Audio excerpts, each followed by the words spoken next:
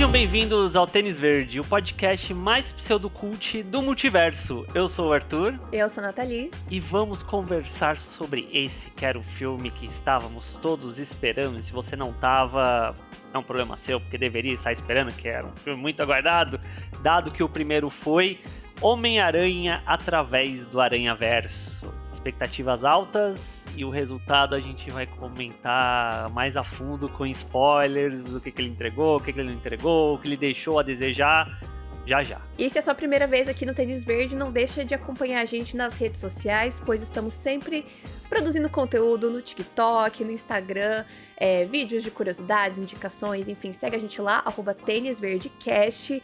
E se você quiser apoiar a gente a continuar produzindo esses conteúdos, é só você se tornar um apoiador na Orelo, baixar o aplicativo no seu celular ou entrar no site orelo.cc/tênisverdecast. Link tá aqui na descrição e com R$5 você já ajuda demais o nosso trabalho e você ainda recebe conteúdos exclusivos todo mês.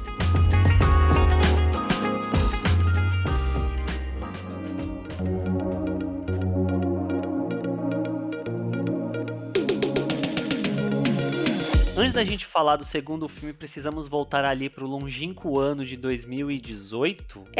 Foi final de 2018 na gringa e foi janeiro de 2019 aqui no Brasil que lançou o filme. Já faz 5 anos? Meu Deus do céu. Que saiu o primeiro Aranhaverso. Que era um filme que na época eu já tava esperando muito, mas a forma como ele entregou o que ele entrega e todo o arco de jornada do herói e como ele acabou impactando o mundo das animações, né, que faço até uma comparação aqui que pelo menos no meu ponto de vista faz sentido, levando para o mundo dos games, que saiu o primeiro Zelda recente, o Breath of the Wild. Todo mundo ficou, meu Deus do céu, isso aqui está revolucionando os videogames! E aí, agora em 2023, saiu o segundo jogo, né, que mostra que o primeiro era só um rascunho do que era possível fazer, e ainda assim a indústria está correndo atrás do que a Nintendo fez com esses Zeldas, e eu sinto que, de certa forma, o Homem-Aranha no Aranhaverso é a mesma coisa. Veio o primeiro filme, a indústria ficou, meu Deus, precisamos correr atrás disso. E agora que parece que eles estão tentando fazer coisas diferentes, vem o segundo filme e mostra. Então, dá pra ir mais longe ainda em termos do que pode ser entregue. E uma coisa que é engraçada é que a gente fez um episódio sobre Homem-Aranha no Aranhaverso em 2021, que foi quando o filme completou 2 anos. Vamos deixar linkado aqui também se você não ouviu ainda. Porque quando o filme lançou, a gente não tinha ainda o podcast. E naquele momento, eu acho que ainda não tava rolando essa movimentação do impacto de Aranhaverso nos outros filmes, né? Então é muito engraçado que eu acho que nesses 2 anos, assim, de 2021 pra cá, já houveram várias animações que claramente foram inspiradas, né? Foram afetadas pelo fenômeno Aranhaverso de permitir que a animação seja muito mais do que o padrão Pixar ou o padrão Disney, né? Porque, a animação te permite uma infinidade de coisas, né? Então é muito legal que a gente tenha animações aí como foi A Família Mitchell e A Revolta das Máquinas na Netflix. Teve uma animação na Apple também, Wolfwalkers. Só que o Wolfwalkers, eu sinto que aquele estúdio ele já tava meio que fazendo esse estilo, sabe? De animação antes. Já é algo meio característico deles, mas... porque animação não dá pra fazer do dia pra noite, né? Sim. Tem que ter um Mas tempinho aí. eu acho que a própria DreamWorks foi uma que foi muito afetada por isso, porque... O Gato de Botas, Gato né? de Botas é o que vem mais à cabeça, mas teve os Good Guys lá, os caras legais que também já vai mais pra esse estilinho. Então, dá pra ver que, tipo, a indústria tá correndo atrás. Arcane mesmo, da própria Netflix, também saiu, que é uma obra de arte, acho aquela série lindíssima e tal. De 2 anos pra cá, tiveram muitas coisas, imagino que tem várias outras que a gente ainda nem tem ideia do que pode vir fazer. Mas eu acho muito engraçado que, na época do primeiro filme, eu acho que a gente comenta sobre isso no outro podcast, que era muito, que são os produtores, né, o Phil Lord e o Chris Miller, que eles ficavam meio que dando espaço para os diretores falar, até onde vocês podem ir, até onde vocês, tipo, ele ficava meio que desafiando eles a elevarem o nível do que poderia ser entregue.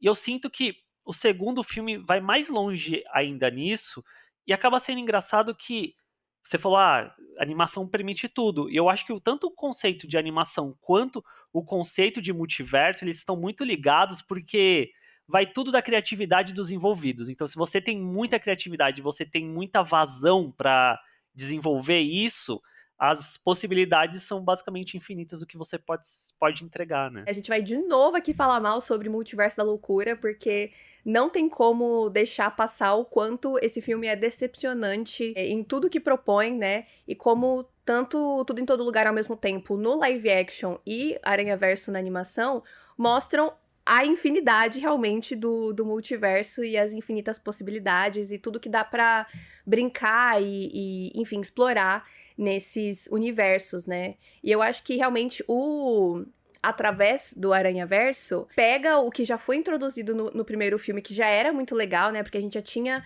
personagens de outros universos interagindo e tal. Ele pega isso e eleva a 10ª potência nesse filme, né? De conseguir realmente... O que eu acho que eu acho que é muito interessante do multiverso na animação é que você consegue caracterizar muito mais esses universos diferentes, eu acho. Porque, sei lá, no live action, ao menos que as pessoas sejam... Ao menos que o cenário seja muito diferente, a gente ainda tá vendo live action, né? Enquanto que na animação você pode pegar exatamente a mesma, sei lá, o skyline de uma cidade... E só essa imagem você pode fazer de diversas formas, né? Uhum. Usando diferentes técnicas de ilustração, que eu acho que isso é uma das minhas coisas favoritas desse filme, como cada universo tem uma técnica diferente, né? De traço, de cor, de efeito. E isso deixa tudo muito interessante, especialmente quando um personagem entra no universo do outro, né? E você vê o universo que é de um jeito e aí o personagem é de outro, às vezes num frame rate diferente, tendo que se movimentar ali. Então, isso eu acho que é muito, muito da hora. Sim. Eles basicamente invertem o que é o primeiro filme, né? Que são aranhas diferentes indo cair no universo do Miles, e agora é o Miles indo para vários outros universos, cada um com sua própria identidade visual, que no final das contas, pelo que eu pesquisei, não são tantos universos que ele acaba indo, de uma forma Uhum. geral, mas talvez o interessante seja justamente que ele acaba interagindo com vários outros aranhas. Então, essa questão fica mais exacerbada nesse sentido, né? E uma coisa que a gente conversou muito em off antes de ver esse filme é que era essa questão de qual que é o próximo passo, né? Eles já fizeram tudo que era possível na animação, qual que é o próximo passo? O próximo passo é o live action, não tem outra. O Arthur martelava muito isso. E eu ainda ficava meio receosa, porque eu acho que essa trilogia do Miles, né? A partir do momento que a gente soube que seria uma trilogia, eu fiquei muito apegada a esse Miles, né? O Miles daquele desenho, daquele traço. E a gente vai falar do final mais pra frente, mas eu acho que o que a gente aprende nesse filme reforça esse pensamento pra mim. A gente tá vendo a história deste Miles bem específico. Mas a gente tem interação em live action nesse filme, né? Que foi muito engraçado. E dá até um bug no olho, né? Porque fica essa coisa meio Roger Rabbit, né? Tico e Teco, de ter animação interagindo com live action. Mas eu achei que foi um acréscimo muito legal. Não só pra realmente, olha, é o multiverso mesmo, como também pra dar o famigerado fanservice, né? Porque no final das contas, quer queira, quer não, a Sony meio que tem a galinha de ouros relacionado a Homem-Aranha, né? Ela não tem só o Miles, ela tem os 3 Homem-Aranhas live action, então ela vai brincar com isso ali quando tem a parte específica lá, então, porque existe um multiverso, aí vem toda a explicação do Miguel O'Hara, tal, aí toma aqui um pouquinho de Andrew Garfield, toma aqui um pouquinho de Tobey Tobey Maguire. Maguire, e aí ficou faltando quem?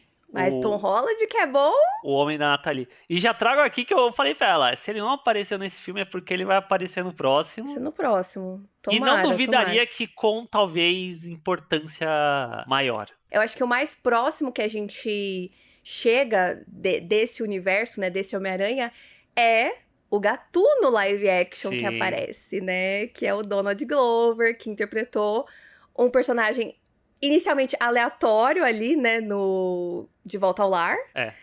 Só que aí já ele fala de um sobrinho, não sei o que, aí todo mundo já fez a conexão, tipo, puxa, esse pode ser o tio do Miles. E aí esse filme meio que arremata isso, né? E sabe o que é engraçado agora a gente falando?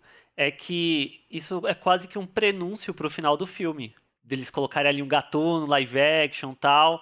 E aí quando chega no final, olha só, temos o gatuno de volta aqui e tal, só que não da forma como a gente espera. Mas ao mesmo tempo, confesso que eu fico com um pouco de receio de eles botaram isso, todo mundo pirar e depois de ver, então, na verdade, esse aí é um gatuno de alguma outra realidade live action, não é a do Miles, do Tom Holland. Aí eu vou achar meio frustrante, porque o foda é isso, o multiverso permite tudo até onde acabam os contratos. Aí se Ah, envolve é contrato, é verdade. tipo, então, na verdade, a gente não pode, né? Porque o Kevin Feige não deixou, sei lá, alguma coisa assim, sabe? Lembrando que em dezembro de 2022 foi anunciado que o Donald Glover vai estrelar um filme de um vilão do universo do Homem-Aranha, só que não é o Gatuno, é o Hypno Hustler, que é um personagem que tem uma conexão com a música, disco e tal, que é dos anos 70, que tem tudo a ver com o Glover, eu acho que é muita vibe dele. Mas aí fica essa pergunta, né? Ele é o multiverso Donald Glover, ele pode ser o Hypno, ele pode ser o Gatuno, ele pode ser o Gatuno em mais de um universo. Como que fica isso, né? Acho que abre muitas possibilidades. Espero que uma dessas possibilidades seja, talvez, ele aparecer de alguma forma num live action do Miles, que também foi confirmado que vai rolar live action do Miles, né? Na medida que eles estão lançando o através do Aranhaverso. Mas, de qualquer forma, foi uma participação especial muito legal. Mesmo que seja só isso, foi muito da hora. Sim, eu concordo. O mais legal é que, tipo, eu não esperava e isso não vazou em nenhum lugar. Sim, sim, Isso eu acho que é o sim. mais legal. Tipo, nada de live action desse filme vazou em nenhum lugar. Que é muito positivo. Inclusive, o bendito do, olha, tô aqui falando com a senhorinha da vendinha do Venom. Uhum. Na hora que aconteceu isso, eu entrei em parafuso, assim, eu falei, caralho, mano, eu fiquei assim, o Tom Holland vai aparecer a qualquer momento, vem aí. Esperei o filme inteiro, mas tive outras agradáveis surpresas em live action. Sim, e até pensando nisso do Donald Glover, é capaz dele fazer esse personagem aí desse filme nesse universo particular da Sony, no final das contas, que aí tem o Morbius, tem o Venom, tem o Abutre, e vai criando-se esses filmes. Vai ter o filme do menino bonito, que era o Kick-Ass, o Craven, o O lá tal. Craven, sim. Então, talvez isso O menino pertença. bonito. Aaron Taylor Isso, Johnson. isso fique num universo separado do restante que a gente acaba acompanhando, sabe? Uhum. Ou às vezes, né, sei lá, vai fazendo esses filmes isolados, e aí, enfim, o conceito de multiverso já tá aí, e de alguma forma poder unir esses vilões contra um ou mais aranhas, enfim. Tudo bem que Sim. isso meio que já aconteceu no Sem Volta pra Casa, né? Mas. É porque o Sem Volta pra Casa, no final das contas, era muito mais sobre o Duende Verde do que os outros vilões, né? Porque no final os outros acabam sendo, quer queiram, quer não, ajudados ali no processo, né? Mas a gente não tem porque até porque são, se eu não me engano, 5 vilões. A gente ainda não teve o bendito do Sexteto Sinistro que vem Sexteto, é. sendo prometido desde que eu me entendo por gente, sabe? E nunca aconteceu. Vai que o Sim. sexteto que a E gente é vai citado ter também, tem uma é. cena que. Acho que é no final, quando o outro Miles aparece, eles estão falando do sexteto sinistro na televisão. Sim, então, acho que pode vir aí em algum futuro, talvez não tão distante assim. E antes da gente entrar nas outras, nos plots realmente, né? Vamos comentar um pouquinho dos aranhas que aparecem, que são muitos, né? São diversos, que fazem flashes de aparições ali. Mas a gente tem alguns que realmente fazem parte da história. E o meu favorito, de longe, é o Spider-Punk. Spider-Punk. O Hobie Brown, dublado pelo Daniel Kaluuya. Sim, Gente, que perfeição. Quando eu soube, né, que o Kaluuya era o Spider-Punk, eu já fiz uma ligação, tipo, puta, ele é, ele é britânico, né, ele é, acho que é de Londres, de uma área muito específica de Londres, ele tem um sotaque muito específico, então eu já imaginei, tipo, ele super Kaluuya mesmo, né, porque ele é da hora pra caralho. Mas, nossa, nada me preparou pra combinação ali, o visual dele que vai mudando o tempo todo, e as piadas anticapitalistas. É sim. muito bom. Eu adorei. E eu acho que, pra mim, o Spider-Punk está pro segundo filme, assim como o Peter B. Parker tá pro primeiro em questão de gosto pra mim, sabe?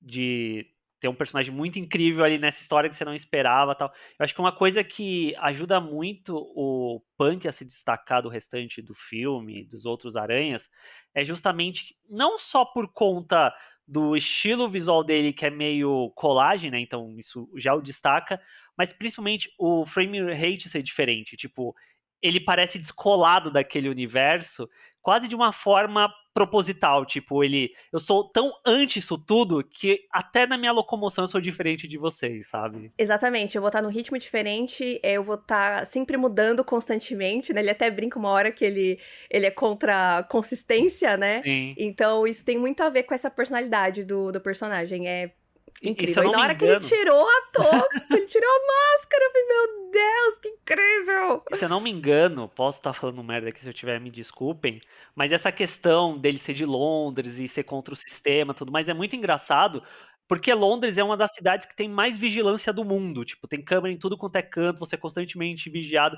Então, ele já ser tipo anti isso é muito, e ele ser de Londres e tal, é muito da É hora. que o punk foi muito originado Aham. na Inglaterra, né? Por isso que ele é de lá. Pelo menos é essa a conexão que eu fiz, né? Entendi. Mas é muito incrível. E, tipo, da primeira vez que ele tira a máscara lá, ele vira, vocês acham que eu ia mostrar a minha cara? Eu fiquei, filhas da puta, não vou mostrar a cara dele, né? Até o final do filme. Só que depois acaba aparecendo. É um personagem muito incrível. Eu gostei demais do Spider-Punk. Muito foda. E eu vi uns pedacinhos, assim, de entrevistas que... Ah, que os atores, eles foram, né, em algumas exibições e tal. E pelo que o Daniel Kaluuya falou, ele foi dado muita liberdade, né, pelos Aham. diretores. Tipo, olha, como que você falaria tal coisa? Como que você falaria isso, aquilo? Pra realmente ficar uma coisa bem autêntica, tanto que é cheio de gírias, né, muito específicas daquela região que ele usa. Então é maravilhoso. Eu não vejo a hora dele aparecer mais no próximo. E fora ele, teve algum outro que você gostou? Porque no final, tirando ele, os outros pra mim são meio, tão ali. Eu gostei do Homem-Aranha da Índia, Aham. o Pavitir. Rabi Hakar. Tem que anotar o nome dele, porque é muito difícil. Eu gostei muito dele, que o ator é o menino de Deadpool, né? Que ele já tem uma voz muito engraçada. E eu acho que ele é o que tem mais espaço, fora o Hobie. Mas de uma maneira geral, é assim, era imaginado, né? Pelo fato de ter tantos aranhas, não ia ter tanto espaço pra tantos. Sim, sim. Tanto que eu acho que até uma coisa que a gente reclama do primeiro filme, ou pelo menos eu tenho essa percepção, que o Noir, a Penny e o Ham estão lá pra ter mais, mas no final eles não são importantes, porque a história é muito mais sobre o Miles e o Peter B. Parker. A gente até reclamava que a Gwen não tinha tanto espaço assim. E aí, nesse filme, beleza, temos aqui esse lugar com 1 zilhão de aranhas. Mas eles estão ali muito mais pra fazer algumas graças e pra, quando você comprar o Blu-ray, você pausar, ou você assistir no streaming, pausar, porque esse aqui é esse aqui, esse aqui é esse aqui, esse aqui é mais pra isso do que exatamente em prol da narrativa ou da gente conhecer melhor eles.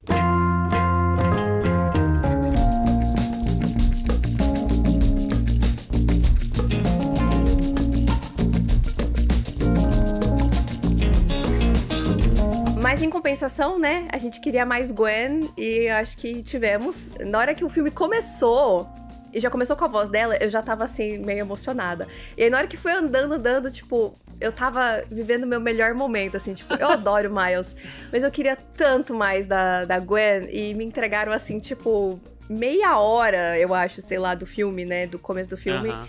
Com ela, assim, foi, maravilhoso, perfeito. E de certa forma, tipo, dá pra colocar que ela é co-protagonista junto com o Miles. Mas eu não sei se eu diria dessa forma, porque talvez ela tenha um arco de desenvolvimento nesse filme muito maior do que o Miles, no final das contas. Eu acho que esse filme, ele não chega, pra mim, né, aos pés do primeiro, porque apesar dele ter todos esses avanços visuais e tal, a história, ela é claramente incompleta, né? A gente vai ver realmente o que vai suceder só no próximo filme. E eu não acho que tem um começo, meio e fim. É só um começo. Sim. E o mais próximo que a gente tem de um começo, meio e fim é justamente a Gwen, né? E é importante a gente ter essa parte só dela pra gente ver de perto o que aconteceu com ela e com o Peter dela, pra entender a importância do Miles na vida dela e a importância da amizade deles dois. O dilema ali, né, dela e o pai ser policial e ele discordar da Mulher-Aranha, né? Pra isso amarrar no final e ela tomar uma decisão do que ela vai fazer, né? Referente ao Miles, referente ao Miguel O'Hara, referente ao próprio pai dela e referente a ela mesma, né? Eu acho que ela tem esse processo de encontrar o seu caminho e o seu objetivo como heroína, Sim. no final das contas.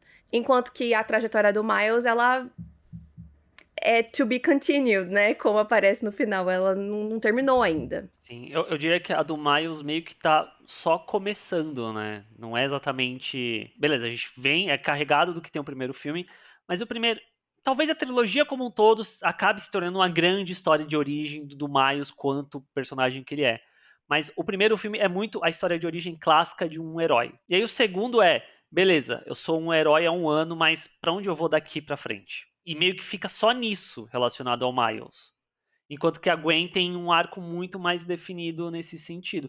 E até é engraçado que eles trazem essa questão, né, dos pais policiais que dá pra colocar que o Miles e a Gwen têm essa questão paralela, né, em termos de narrativa, de terem pontos parecidos que não só tangem a eles, mas a vários outros Homens-Aranhas na história da humanidade, do Aranhaverso. Só que é engraçado que esse lance, principalmente da Gwen junto com o pai, remete muito ao próprio lance do Homem-Aranha lá do Andrew Garfield, que também tinha o pai da Gwen que não aprovava o Homem-Aranha, que não aprovava o jeito do Andrew Garfield. Aí no final do primeiro filme lá, quando ele morre, ele fala, me prometa que você nunca chegará perto da minha filha, e não sei o que e tal. Mas ao mesmo tempo ele, no final, compreende e aceita o que o Andrew Garfield está fazendo. Então, são coisas que a gente já viu, né, sendo trabalhadas antes, mas o que torna esse filme interessante, no sentido da Gwen mesmo, é que é por uma outra perspectiva, né? Que até então, no live action, de uma forma geral, a gente nunca teve isso relacionado a uma personagem feminina. E a uma aranha, né? Porque é muito diferente esse lance do pai, da namorada, não aprovar o Homem-Aranha. Outra coisa é o seu próprio pai. Aham.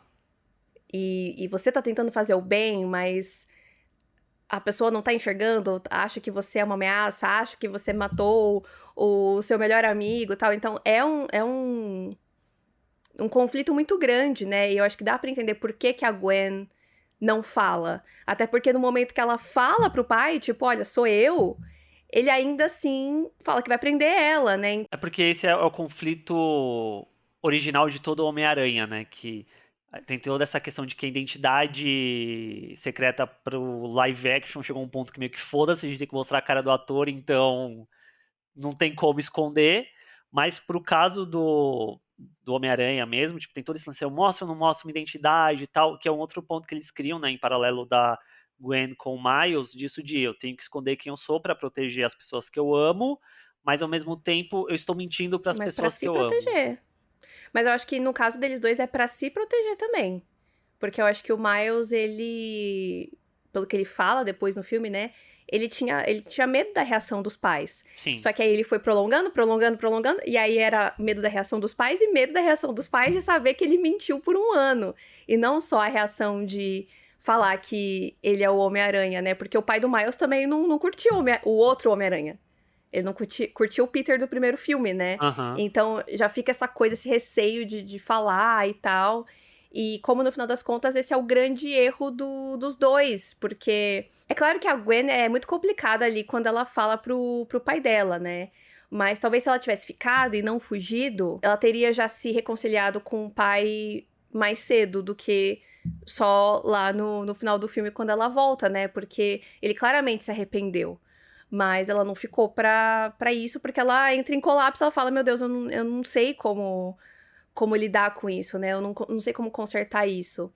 Enquanto que eu acho que o Miles com os pais dele já fica, pra mim, já fica muito nítido que não importa o que ele diga, os pais dele vão ficar do lado dele. Eu, pelo menos, não consigo imaginar os pais do Miles virando as costas pra ele, entendeu?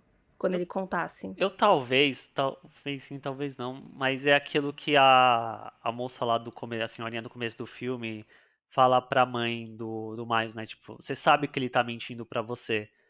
Talvez eles saibam que o Miles é, no final das contas.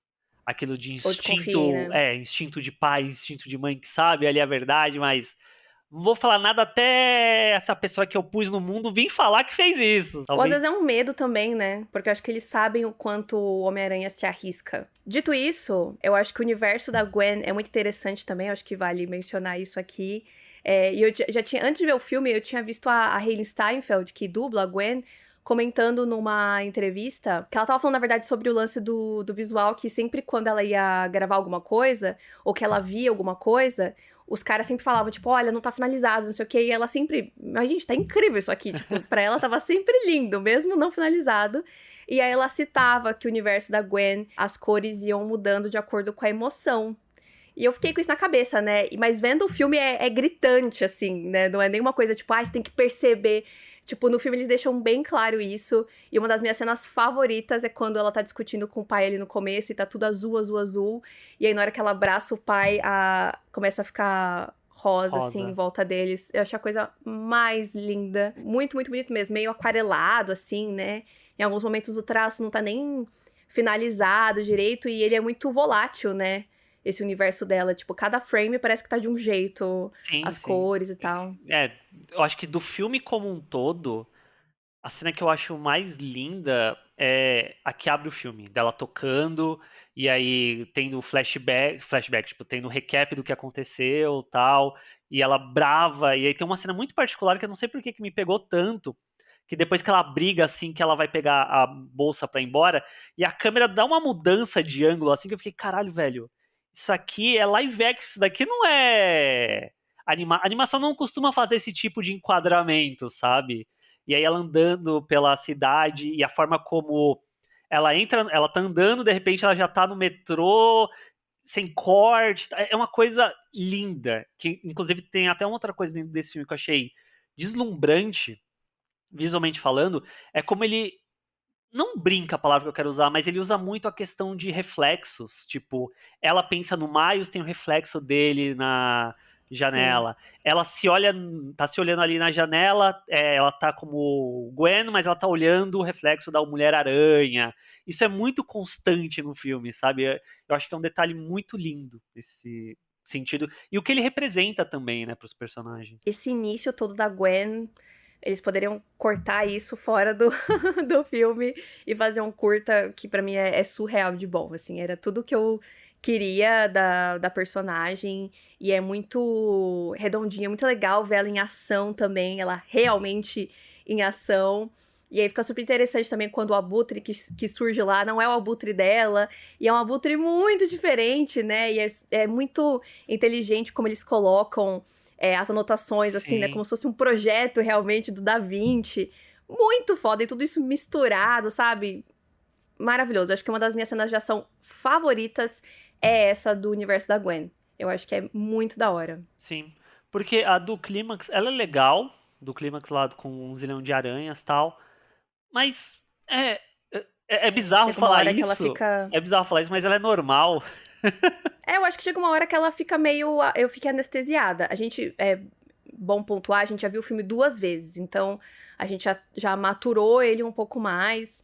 E eu acho que vendo pela segunda vez, essa parte, assim, me cansou um pouco. Aham, A partir do momento que o Miles foge ali, eu tava, beleza, lá vamos nós, vamos, corre, corre, corre, pula, pula, pula, corre, corre, corre, pula, pula, pula. Enquanto que o da Gwen tem vários elementos, né? Tá primeiro ela sozinha, depois chega o Miguel, aí depois chega a Jessica, e aí tem que salvar a galera tal. Eu acho ali mais interessante. sim, é que vira uma cacofonia no final, né, o Clímax mesmo, porque a gente tem que mostrar a grandiosidade desse lugar e quantos aranhas tem correndo atrás de um único. Só que aí ele não utiliza isso de uma forma, ao meu ver, que seja lá muito visualmente instigante. Mas só pra encerrar, né, a Gwen, eu acho que ela acaba passando por esse processo de que eu acho que ela meio que dá uma alinhada na bússola moral dela, de certa forma, e com o coração dela, né? Eu acho que ela aprende a se abrir um pouco mais, a tirar essa casca, né, dessas dores, da perda do Peter, da situação com o pai. E é claro que eu acho que no final ela conseguindo conversar com ele isso ajuda também pra ela chegar no final e decidir, tipo, não, eu vou contra o Miguel, ele também virou as costas pra mim, o que importa é o Miles, e eu não devia ter mentido pra ele, eu não devia ter escondido nada dele, eu devia ter colocado ele como prioridade desde o início, então eu vou fazer o possível pra ajudar ele agora com a minha nova banda, né? Que é Aham. muito legal também esse círculo, né, que se fecha no final com o que a gente viu lá no começo dela não tá se encaixando também, né, na banda. Sim, sim. Que se Isso é chama The muito bom. Mary Janes, caso ninguém tenha reparado. Isso é e aí trazem de volta lá o Noir, a Penny também volta. Então, tipo, assim, ao meu ver, poderia ser só os originais, mais o Spider-Punk. Tava ótimo. Uhum. Mas ainda tem um ali que eu fiquei, ih, vocês não falaram ainda quem é esse daqui, né? Só pra depois ter mais espaço no 2, pra ter outro personagem. Vocês vendem mais boneco. Tem um que parece meio anime também, só que não é a Penny. Tem certeza que não é a Absoluta. Penny? Não é a Penny, porque a Penny tá num outro canto junto com o robozão. Ah, eu achava que era ela. Não parece. Parece meio Mega Man, esse Homem-Aranha. Bom, eu não percebi, eu jurava que era a Penny. Eu pelo menos fiquei com essa Porque acho que sensação. não faz muito sentido ela colocar um personagem ali que. Tem certeza que não é a Penny crescida? Eu acho que não é, mas posso estar errado. Mas fica em aberto. Aham. Mas temos uma nova turma aí, né, que vai tentar ajudar o Miles aí no próximo filme, né? Então, eu acho que vai dar certo, né, gente? Não é possível que não vai dar certo. Eventualmente vai dar errado pra dar certo, mas vai dar certo.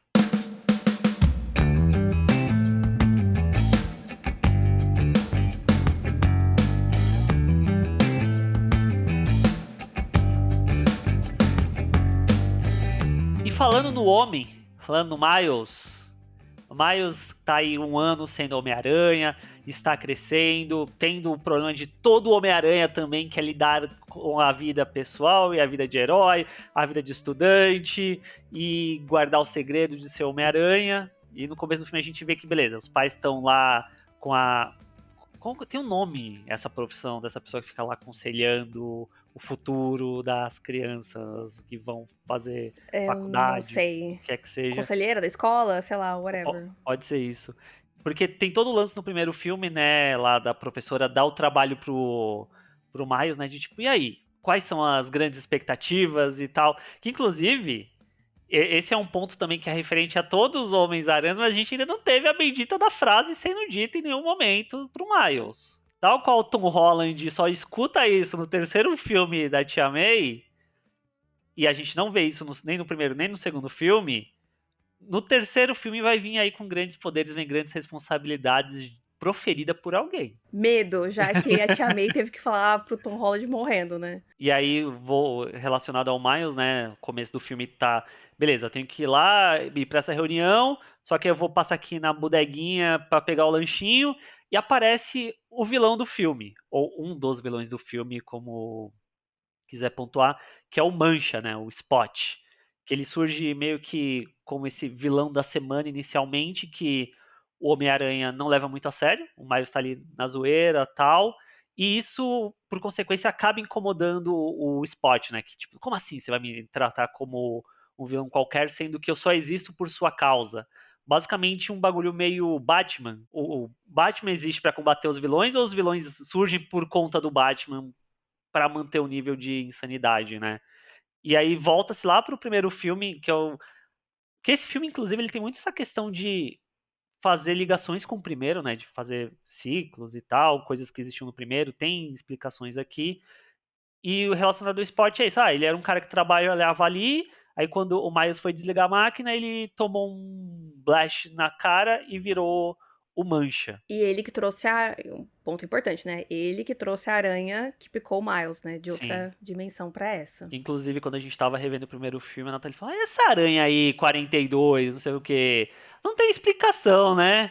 Aí eu fiquei, vamos ver se vem no segundo. E logicamente veio. Que é uma coisa que, pô, assim, não dá pra dar todos os créditos do mundo, porque às vezes eles não pensaram nisso. Inclusive, é uma coisa que a Marvel consegue sempre sair pela tangente de falar: não, tava tudo pensado. Não tava. A Marvel vai, tipo, ajeitando o carro conforme ele tá em andamento. Normalmente é assim, a Marvel dentro do MCU. Mas dado como a Aranha tem toda essa questão dela já ter os glitches no filme original, me leva a crer que foi algo pensado desde o começo relacionado à origem do Miles, sabe? Eu também acho.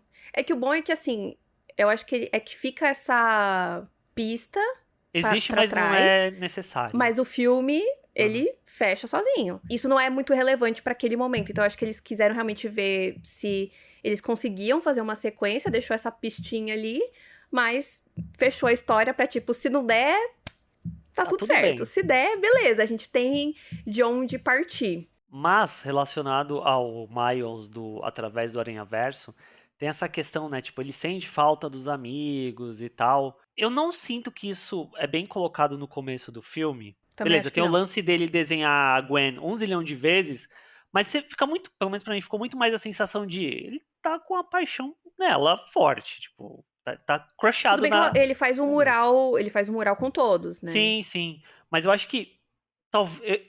Assim, já deixando claro, eu não acho esse filme melhor que o primeiro. Eu acho o primeiro melhor Eu de uma também não. maneira geral. Esse tem ideias muito legais, mas ele não necessariamente as desenvolve. E muito disso, pelo menos que me incomoda, tá relacionado ao Miles nesse sentido, sabe? De que tem coisas ali, mas e aí? Pra onde vai? Pra onde a gente vai?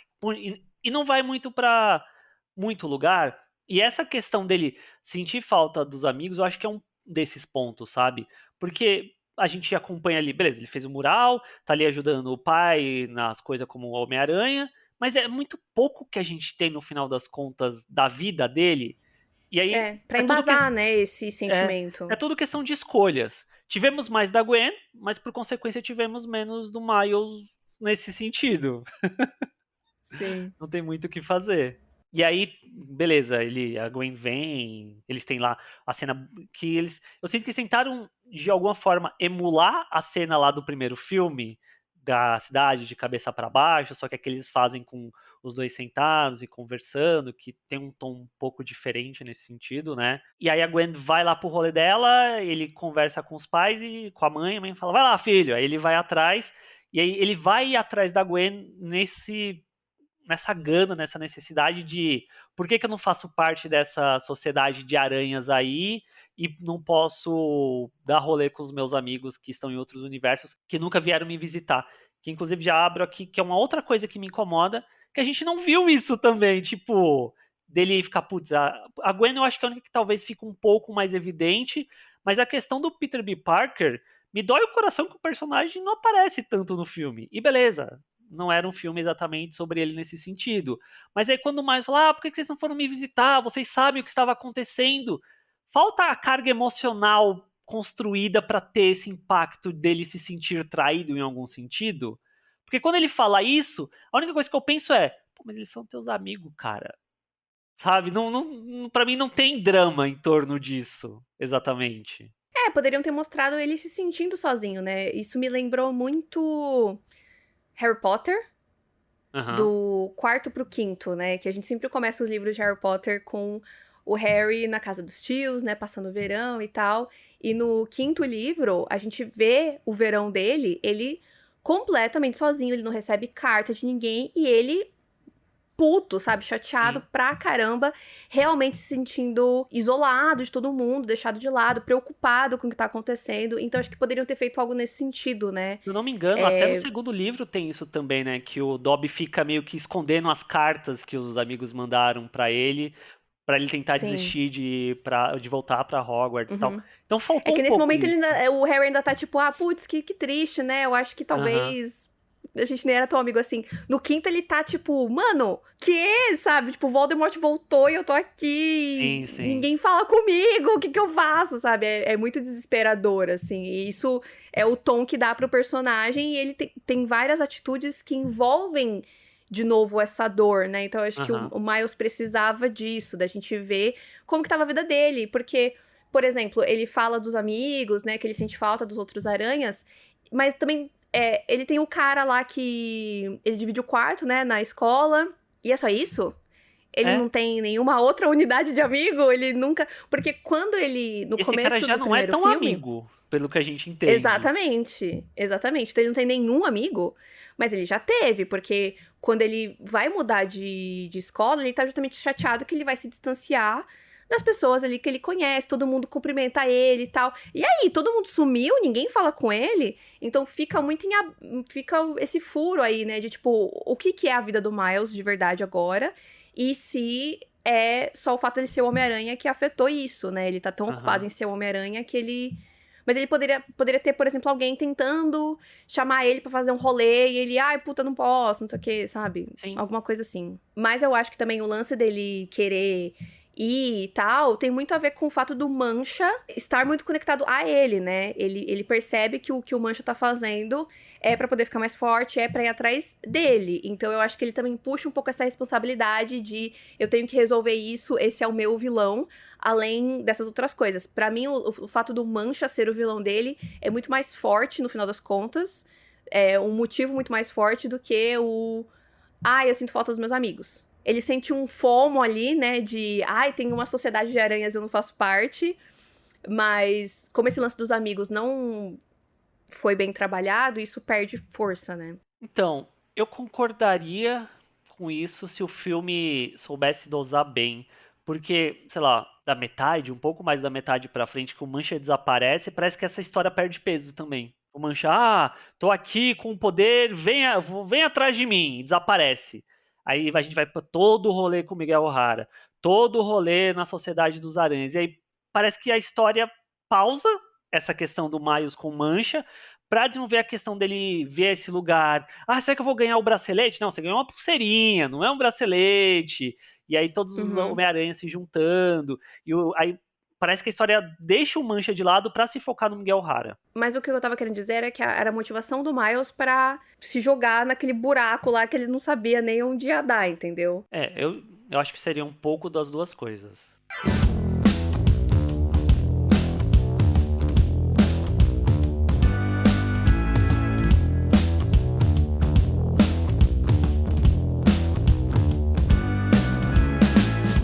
E já que eu citei o Bendito do Homem, a gente tem o Miguel O'Hara, né, surgindo aí, que ele aparece já no começo do filme, que tem a Jessica Drill que fica lá, a gente vai chamar essa garota ou não vai? Eu não vai não vai. Que o Miguel O'Hara basicamente é o Homem-Aranha chateado.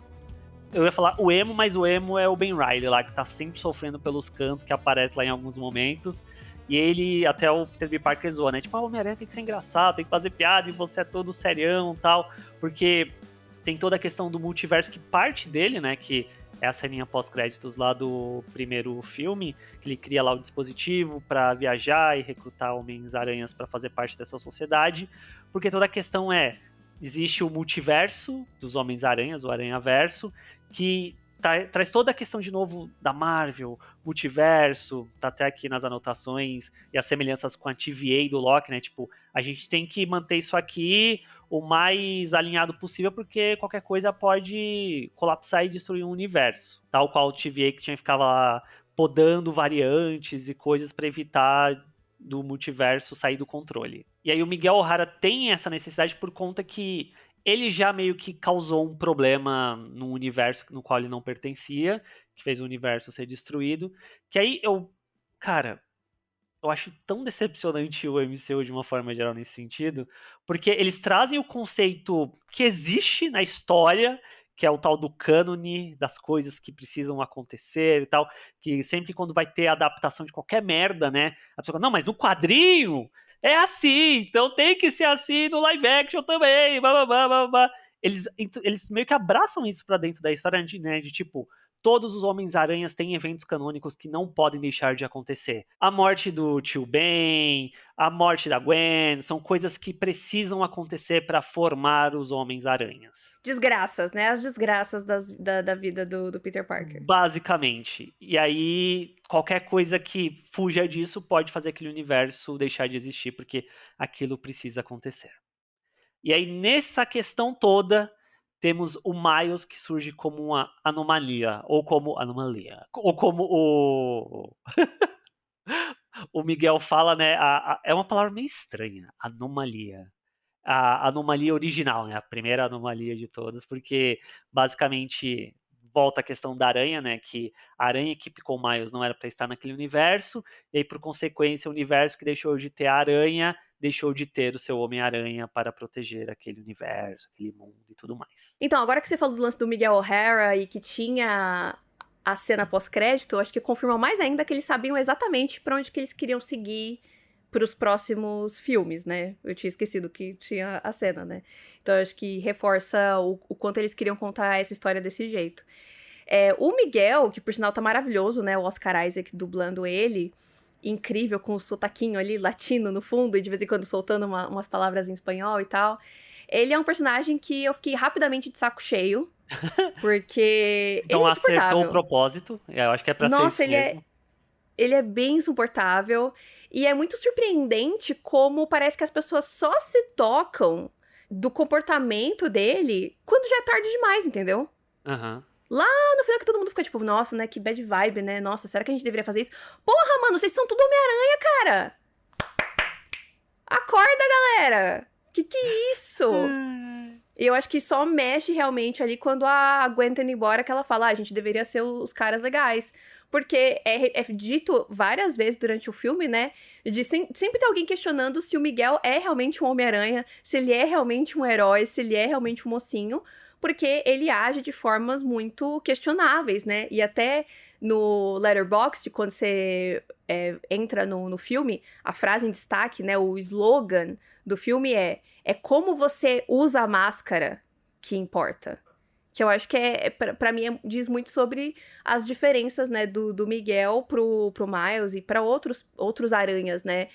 Que o cara, tipo, parece que ele tá querendo criar isso pra ajudar, mas na verdade parece que ele tá fazendo isso por rancor dele mesmo, sabe? Dele se sentir culpado que ele fez aquilo, que ele perdeu a filha. Mas eu acho que é exatamente isso. Ele se E aí eu quer acho, jogar essa pica no colo do Miles. eu acho que é isso que, tipo, ele fez o bagulho errado e ele, se eu fizer errado, ninguém mais vai ter a chance de fazer nada errado. Ou de fazer diferente, né? Que essa que é a questão. Se o Miles já é uma anomalia, isso já abre vários precedentes, gente. Porque já tem a questão de, beleza, cria-se anomalias que fazem os universos deixarem de existir. Por que o do Miles não deixou? Exatamente. E a Gwen dá essas pistas o tempo todo, que ela sempre fica, não, mas é que eu tenho um pressentimento e tal, e ninguém quer deixar ela falar. Mas eu acho que é isso que vai, já adiantando aqui, né? Eu acho que é isso que vai acabar acontecendo no próximo filme. Tipo, vai chegar essa conclusão de que ele pode salvar o pai dele, mas talvez tenha alguma outra coisa que ele precisa aprender, né? Dos grandes poderes e as grandes responsabilidades. De que ele não pode fazer tudo. Talvez ele possa fazer isso, mas talvez tenha alguma outra coisa no caminho dele, no destino dele, que também vai ser uma dor, mas que não vai ter o que ele fazer. Meu Deus, por favor, não matem a mãe dele. Acho que vai ser muito triste. E até nesse sentido, eu até tava, acho que da segunda vez que a gente tava vendo, na primeira eu não lembro, que é essa gana do mais de não, porque, inclusive, o trailer engana, né? Fala, eu consigo fazer os dois, que é um bagulho dos Homens-Aranhas, né? De conseguir tentar salvar todo mundo. Acabou me lembrando muito o Tom Holland também disso, de ele quer fazer as coisas, mas eventualmente vai vir algum evento muito maior do que ele não vai conseguir resolver, ele não vai conseguir contornar, ele vai ter que lidar com aquilo e a dor que aquilo vai trazer. Uhum. Acho Ele vai que ter que perder alguma coisa, né? eu acho que o grande evento canônico dos Homens-Aranhas é justamente o trauma de alguma dor. E beleza, o Miles perdeu o tio, mas ainda parece que falta alguma coisa no processo do personagem. É que eu acho que a questão, pra mim, é esse lance da escolha. Aham. Porque eu acho que o Miles... Não foi uma escolha do Miles que fez o tio dele morrer. Foi uma escolha do próprio tio. Pra mim isso é muito claro. Mas, nessa dele achar que ele é o Homem-Aranha, que ele pode fazer tudo e que ele tem tudo sob controle, é nisso que tem que vir essa rasteira de tipo, olha, beleza, você é o Homem-Aranha, mas você não pode fazer tudo. Não vai ser sempre que você vai dar conta, né? Que é exatamente o momento ali na Índia, né? Que ele quer salvar a namorada, mas ele também quer salvar o pai dela, e ele não ia fazer os dois. E aí eu acho que o Miles vai chegar em algum momento isso, né? Talvez, enfim, entre salvar o pai e salvar pessoas, ou o pai e a mãe. Pai a ou Gwen. a Gwen. Não, não, não, não, não, não, não, não, não, não. Não, não, não. Eu tô muito triste se eu tiver que ver a Gwen morrer de novo. E essa Gwen, eu amo essa Gwen!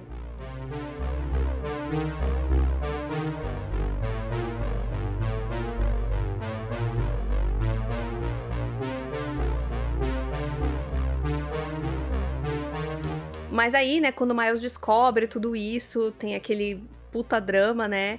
E ele consegue voltar lá pra sede dos Aranhas pra ser enviado pra casa. Porém, a maquininha funciona por DNA e, olhando ali o DNA do Miles, reconhecem a Terra 42.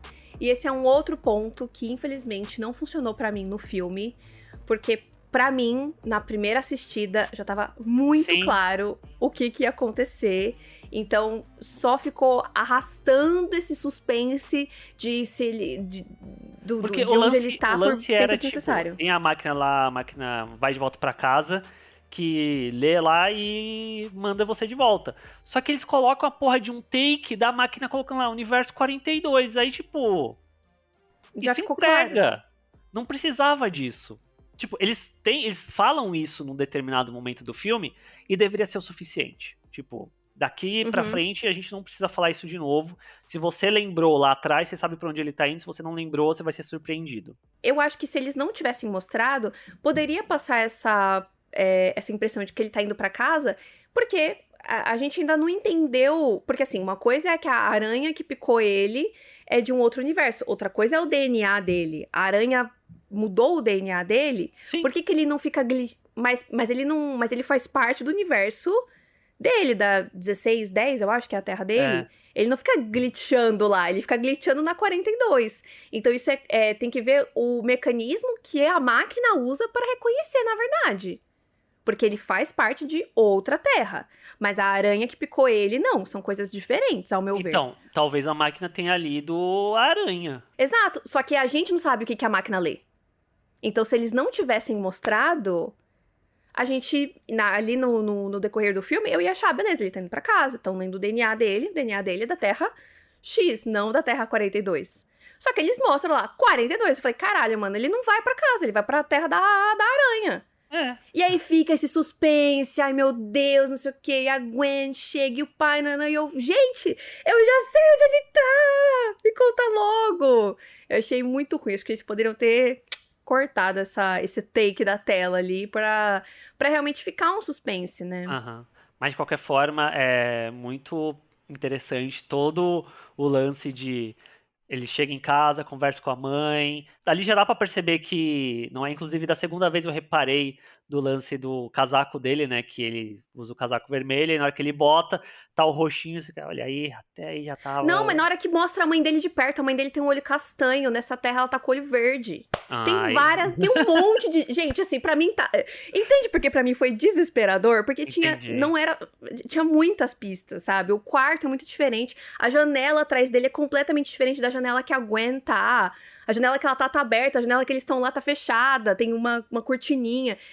Tá tudo gritando que ele tá num lugar diferente e eles ainda ficam segurando esse suspense por muito tempo. Fiquei muito irritada com essa Nossa. parte. Não me É que irritou era tanto, só. mas É que era só beleza. um pequeno detalhe. É porque eu acho que é um pedaço muito longo do filme. Aham. Pra se sustentar com um bagulho que já tava na cara no minuto que apareceu Terra 42 na tela da máquina. Mas aparentemente funcionou pra algumas pessoas, porque eu já vi gente falando na internet, nossa, porque esse suspense foi muito bom, não sei o que. E eu, tipo, nossa, pra mim foi amador. A magia do cinema. Eu acho que a partir do momento que depois que ele fala com a mãe e tal, que aí que ele se toca, que a Gwen se toca, aí de novo ficou interessante pra mim. O lance Aham. do tio tá lá, aí o pai, na verdade, tá morto. E obviamente, né, o Miles, o outro Miles. Que na hora que ela falou, seu cabelo tá diferente, eu falei, beleza, cadê esse Miles de trança aí? Onde é que ele tá? O que ele tá fazendo? Que rolê que ele tá dando? E E o rolê que ele claramente, tá ele é o dando. gatuno. A cidade foi pro caralho, porque não temos um Homem-Aranha pra proteger essa cidade, né? E aí fica o grande lance que vai ser do próximo filme, o que dá a entender. É que primeiro o Miles vai ter que lidar com o outro Miles, pra depois voltar pra casa pra lidar com o Mancha e ainda tem o Miguel O'Hara no meio. Nossa, é muita coisa pro próximo Muita filme. coisa. Senhor Jesus Cristo. Mas, devo dizer aqui que é um potencial muito grande dele desenvolver a relação do Miles com o Miles, porque liga-se diretamente com o que a mãe fala pra ele antes dele ir atrás da Gwen. Dele cuidar do garotinho. E tipo, Sim.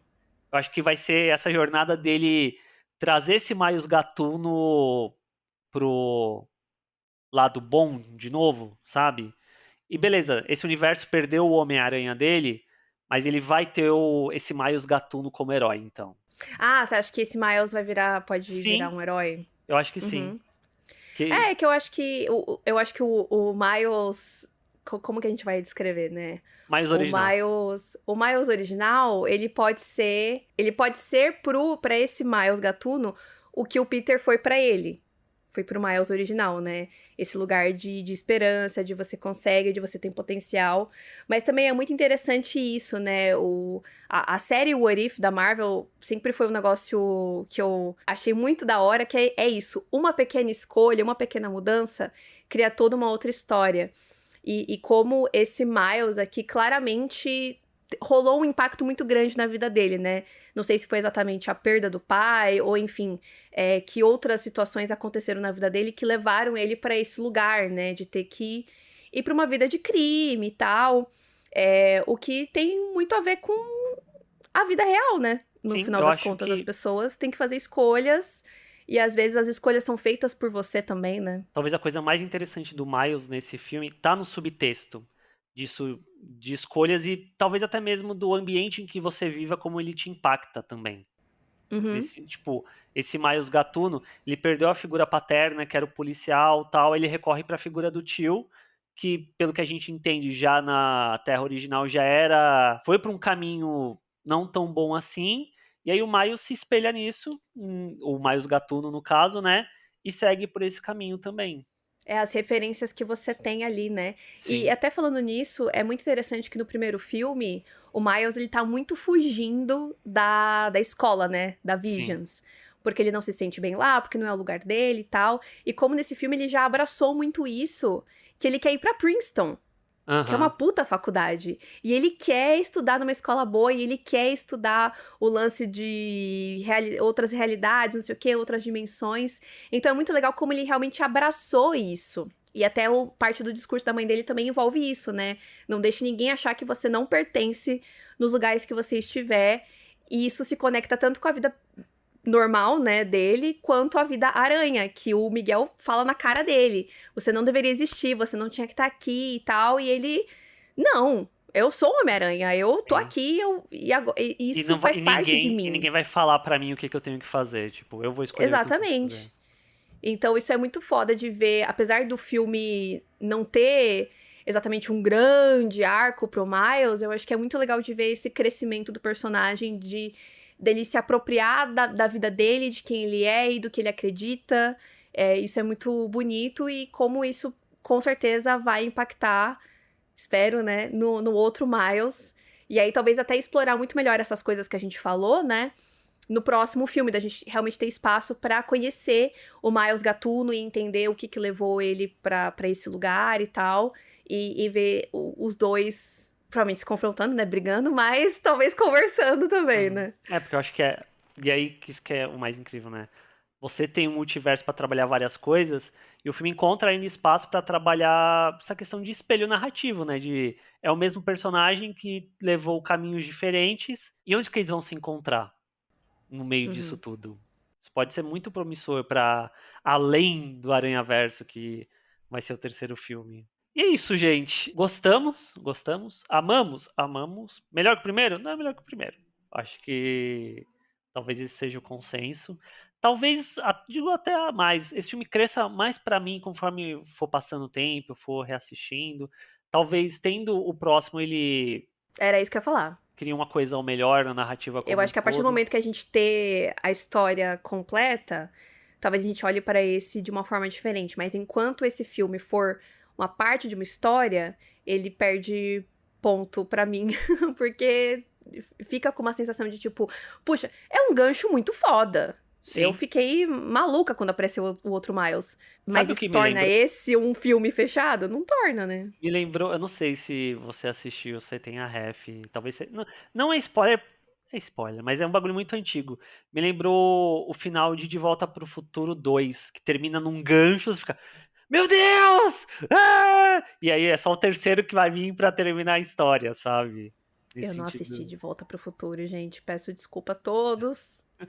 Porque o lance do final do De Volta pro Futuro 2 é que o Doc Brown some. E aí o Miles fica. O Miles. O. o Marty fica sozinho em 1980, sem o DeLorean, sem nada. Ele fica, e aí, como que eu vou voltar pra onde quer que o doutor esteja? E aí o lance ele tem que encontrar uma forma de voltar, de ir mais pro passado pra encontrar o Doc, sabe? Que eu acho que acaba se ligando com a questão da Gwen ter que juntar a galera pra tentar encontrar o Miles, porque ninguém sabe onde o Miles está.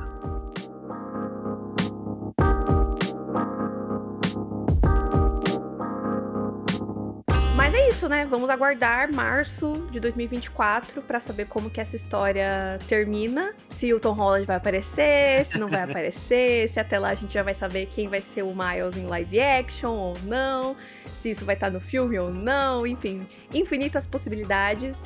Mas de qualquer forma, realmente Aranhaverso segue sendo um marco da animação no cinema. Isso é inegável, acho que vai vir forte no Oscar novamente. Tem grandes chances, até porque realmente é um desbunde visual, então vale super a pena assistir na maior tela possível. Foi muito foda ter visto em IMAX, o filme é impecável, assim. E é isso, gente, segue a gente nas redes sociais, @TênisVerdecast, nossas redes pessoais também, NathFanatic, Sr_Art. Seja um apoiador na Aurelo, pelo amor de Deus, ajuda a gente. Dê dinheiro pra gente. Conquistar mais apoiadores, pra gente conseguir trazer mais conteúdo pra vocês lá no Boletim do Hype, né? Que é o nosso programa exclusivo para apoiadores. Sim. E se você não puder ajudar financeiramente, ajuda compartilhando o episódio, sabe? Manda pra um amigo, pra alguém que gosta de cultura pop. Sim, posta nas suas redes sociais. Ajuda muito, sabe? Demais! Nos vemos no próximo episódio, então. Tchau.